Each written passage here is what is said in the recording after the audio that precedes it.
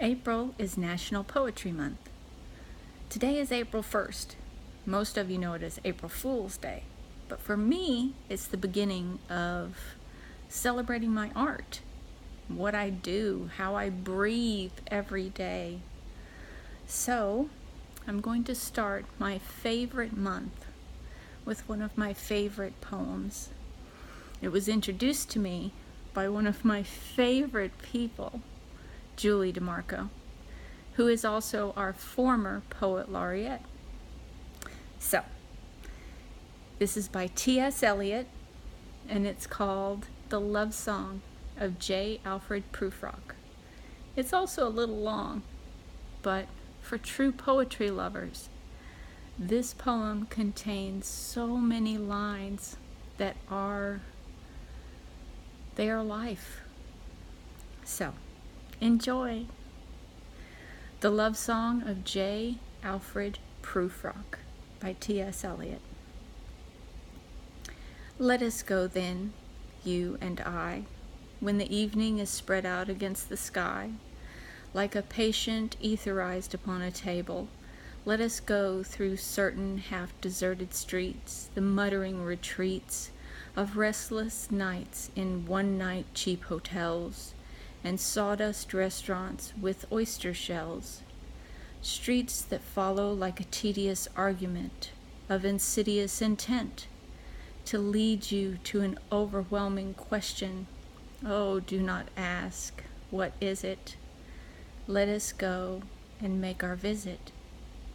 In the room the women come and go, talking of Michelangelo, the yellow fog that rubs its back upon the window panes, the yellow smoke that rubs its muzzle on the window panes, licked its tongue into the corners of the evening, lingered upon the pools that stand in drains, let fall upon its back the soot that falls from chimneys, slipped by the terrace, made a sudden leap, and seeing that it was a soft October night, curled once about the house and fell asleep.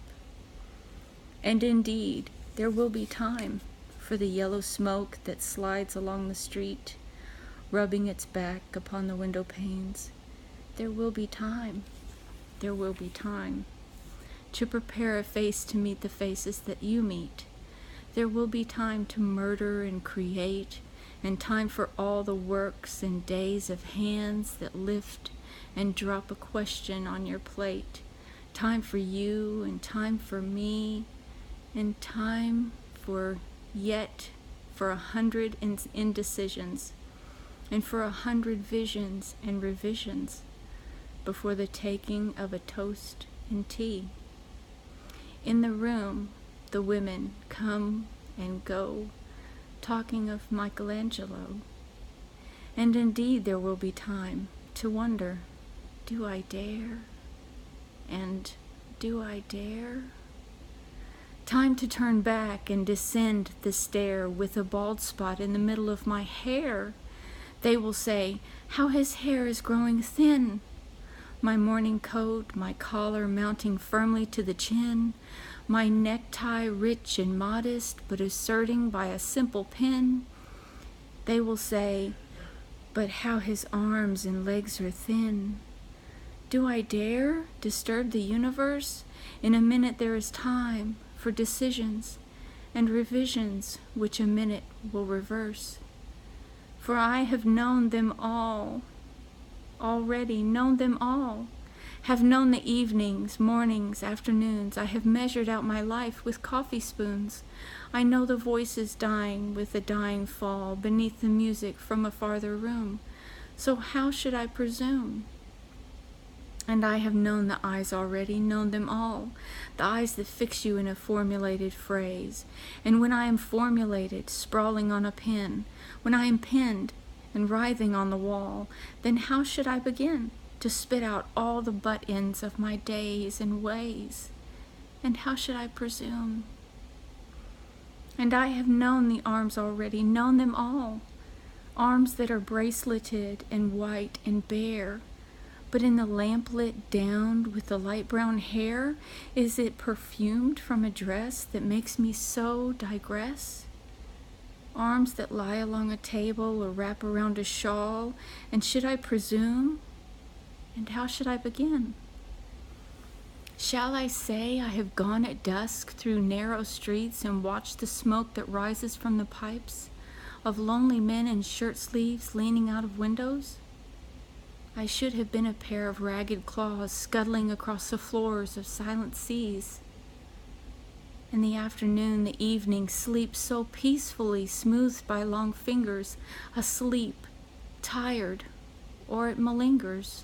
Stretched on the floor here beside you and me, should I, after tea and cakes and ices, have the strength to force the moment to its crisis?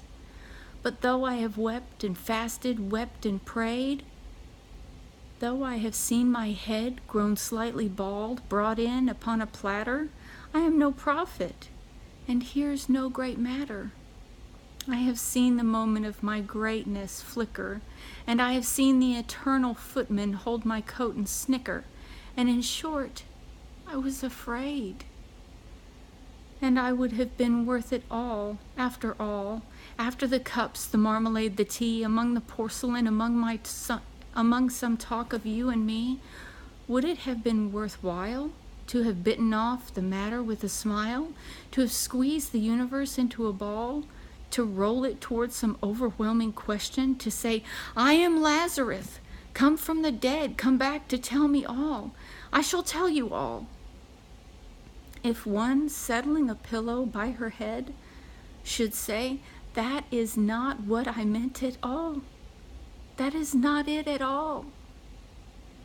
And would it have been worth it all after all? Would it have been worthwhile after the sunsets and the dooryards and the sprinkled streets? After the novels, after the teacups, after the skirts that trail along the floor? And this and so much more? Is it impossible to say just what I mean? But as if a magic lantern threw the nerves in patterns on the screen, would it have been worthwhile? While if one settling a pillow or throwing off a shawl and turning toward the window should say, that is not it at all. That is not what I meant at all. No. I am not Prince Hamlet, nor was meant to be. Am I attendant lord, one that will do to swell a progress? Start a scene or two, advise the prince, no doubt, an easy tool. Differential, glad to be of use, political, cautious and meticulous, full of high sentence, but a bit obtuse. At times, indeed, almost ridiculous, almost, at times, the fool. I grow old. I grow old. I shall wear the bottoms of my trousers rolled. Shall I part my hair behind? Do I dare eat a peach? I shall wear white flannel trousers and walk upon the beach. I have heard the mermaids singing, each to each. I do not think that they will sing to me. I have seen them riding seaward on the waves, combing the white hair of the waves blown back when the wind blows the water white and black.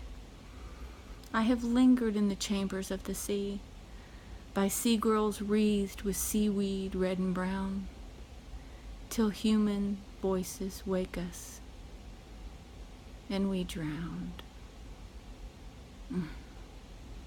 I love that.